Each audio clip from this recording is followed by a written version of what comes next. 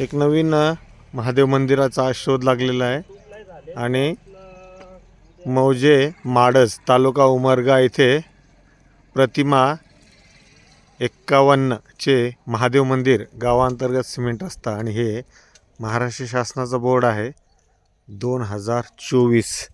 इथे बघा गावकऱ्यांनी गहू वाळवलेत. इथून हे गाव आहे आणि या गावाच्या इथे मधोमध्ये जुनं हेमाडपंथी मंदिर आहे. त्याची थोडी पडझड झालेली आहे पण प्रचंड अशा दगडांनी याची बांधणूक झाली आहे. माडज असं या गावाचं नाव आहे. उमरगा तालुका जिल्हा उस्मानाबाद. इथं हे सगळे महादेवासाठी आलेले गौतम परिवार. हां तर ह्या महादेवाच्या मंदिराची हे बघा कशी परिस्थिती आहे. इथे कुत्रांचं पण वास्तव आहे.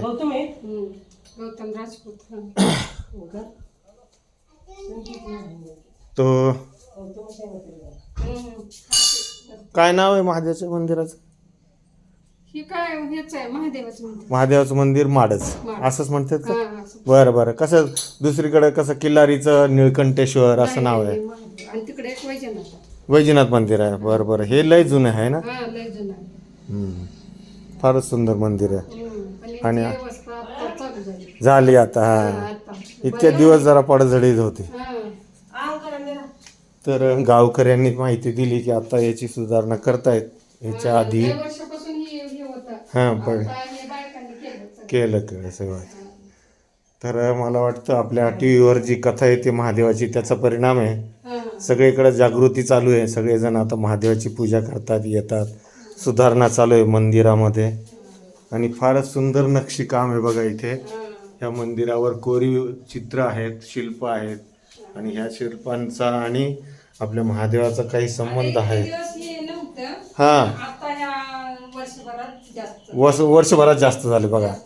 अच्छा.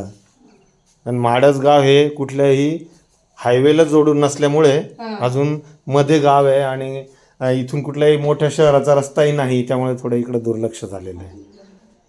तर आम्ही वेरूळहून आलो आहे तर आम्हाला ते महादेव तिथं सगळं भारताचे लोक येतात म्हणून माहिती आहे की महादेव मंदिराला किती महत्त्व आहे. इथे पण एक पिंड आहे बघा चौकोनी. इकडे प्रचंड अशा पद्धतीचं दगडी बांधकाम बारव आहे आणि ह्या पाण्याची व्यवस्था पूर्वी अशी होती. इथे हे कोरीव काम आम्हाला दिसलेलं आहे माडजमध्ये.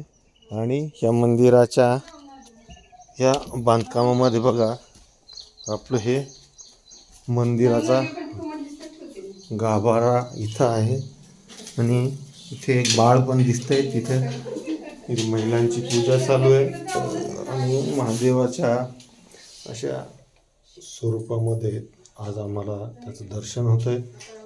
भोलेधामच्या चॅनलसाठी माडजमधून मी हे महादेव मंदिर तुम्हाला दाखवतो आहे. तुम्ही सगळेजण नक्की या महादेव मंदिराला यावं आणि दर्शन करावं अशी इच्छा आहे.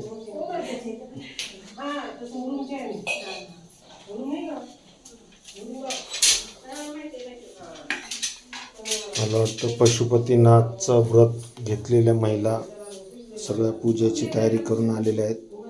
आतमध्ये जायला जागा नाही पण सुंदर पिंड इथं आहे आणि पशुपतीनाथ व्रत करून जी पूजा असते ती त्याची संपूर्ण होत आहे.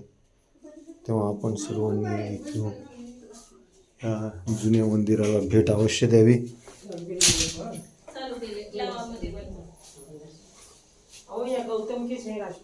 मैं पहचानता, पत्रकार है ना, मेरे कॉलेज के टाइम से है.